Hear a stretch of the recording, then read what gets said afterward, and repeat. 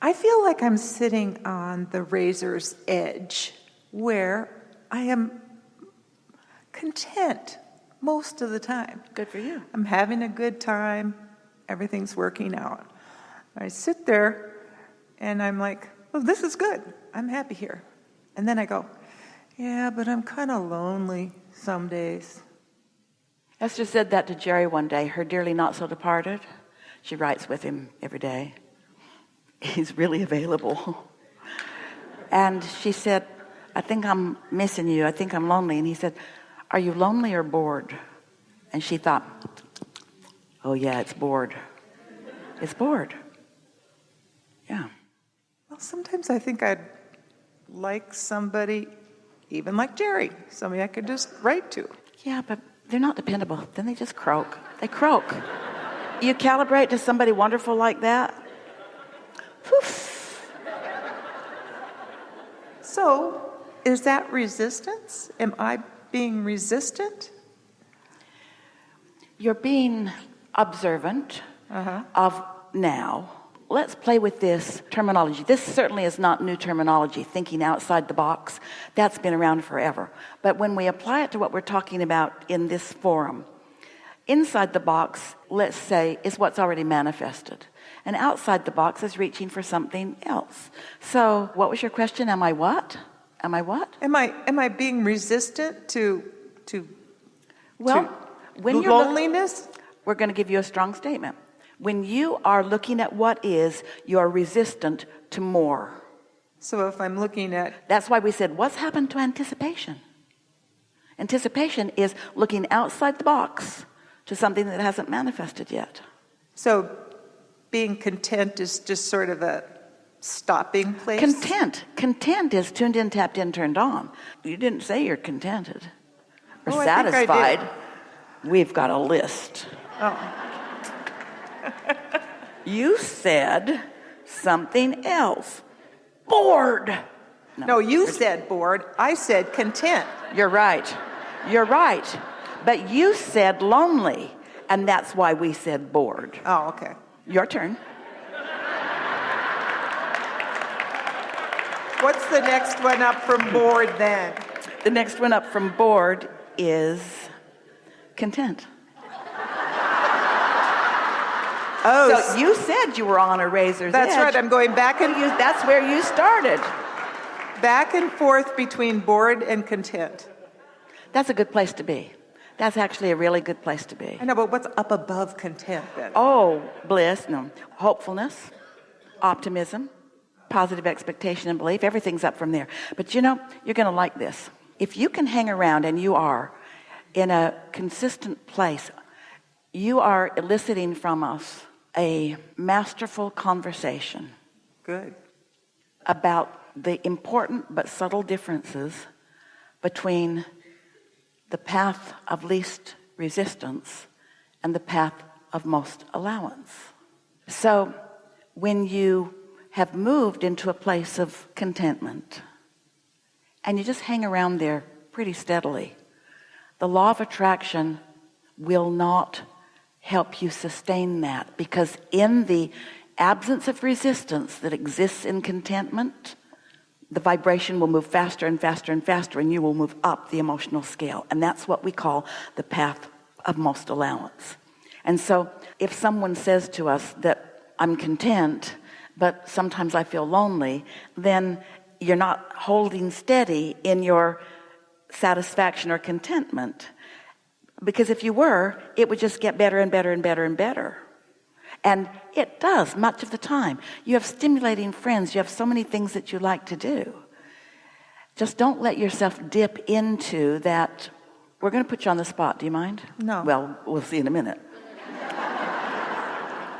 What do you think is a sort of regular or frequent or common thought that you might think that would cause your emotion to dip? What do you think it is? Loneliness. Loneliness is the emotion, the indicator of the thought. But what do you think the thought is? What's next? Yeah. It's so much has happened and what's next. And it's sort of a comparison of Esther's not going to climb South Mountain today or ever. That's already been done. But- that's not next. That's behind you. But at the same time, she could be thinking about diminishment. She could be thinking about so much time has passed, what's next? And those are thoughts that your inner being never thinks. Your inner being never thinks about time shortage consciousness or anything like that. So as you start caring about how you feel, this is the reason that Esther is doing every day her focus on things to accept. I accept my decades in this body. I accept them. I embrace them. I adore them.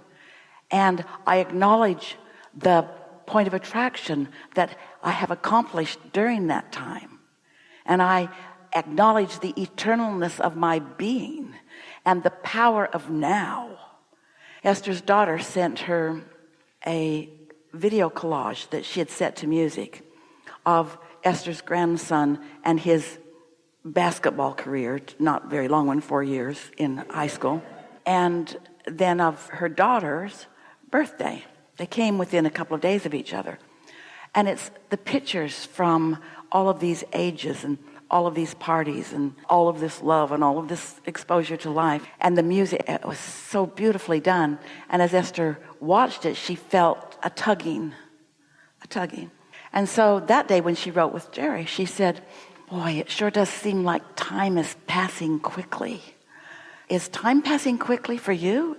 Jerry said, nope, I just live in the now. You might like it, he said. Try it, you might like it. Just living in the now.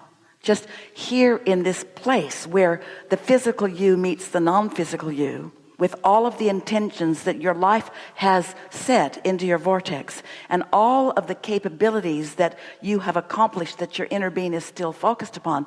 Find out how much is still to be lived that your inner being knows you put into your vortex that you have not yet manifested.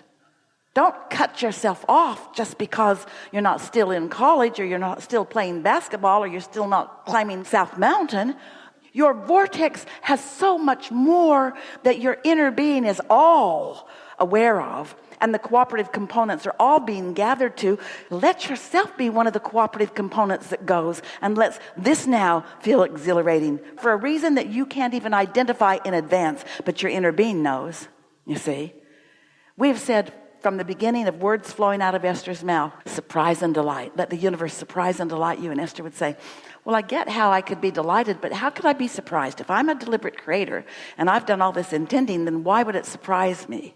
And we say, because there is stuff in your vortex that you don't even remember putting there, and there are combinations of what you put there that have taken on new life. In other words, surprise and delight. Oh. You're not going to be bored if you just relax and trust that that's there. And as you live in your satisfied now, you can't help but continue to rise to the occasion of that and that and that and that. Sometimes just images forming in your mind. Sometimes a new idea coming is exhilaration enough for hours of contemplation. Sometimes a decision that you never thought you'd make again, you make, and it's all full of new life and new activity and new exposure to new people for new reasons. Esther will say to herself on a pretty regular basis, why do I keep, you sort of said that. I'm sorry to say, I knew I was going to get in the hot seat. Esther will say, why do I keep so many things stirred up? Why did I decide to get another apartment when I've already got one to use as a studio and an office? Why did I do that? Because it's fun, and because it asks for more things, and because it affords more possibilities, and because it makes room for more people to play with you in more ways. Why did I decide to sell the house that I've only been living in for a year? Why did I decide to do that and move back out on the... Why did I decide to... Because it's fun. Because it's new things to do, because it's new ways to consider new things. It's a way of looking at life from a different angle. As Esther is walking with her friend, they walk around a loop one way, and the next day they walk around the loop the other way, and it is amazing how many things on the same loop you don't see when you go that way, but you do see when you go that way. In other words, there are so many things that your inner being knows that you adore that will surprise and delight you. Like that. Did any of you see that coming? That was just like the perfect timing for something that was surprising and utterly delightful. Admit it. It was utterly delightful. Yeah. Okay, I'm ready for more fun then. You are. You're up for it. You are up for it. No question about it. Subtle fun, outrageous fun, new fun, never done it before fun, never thought that before. Never thought about that before. That's Esther's favorite thing. I have never had this thought before. I have never had this thought before, and there it is. And now that I've got it, it is so obvious. Where was it before? Well, it was just waiting for you to be bored enough that you were willing to reach for something exciting and new. Yeah? Yeah, Really good. thank you. Really good.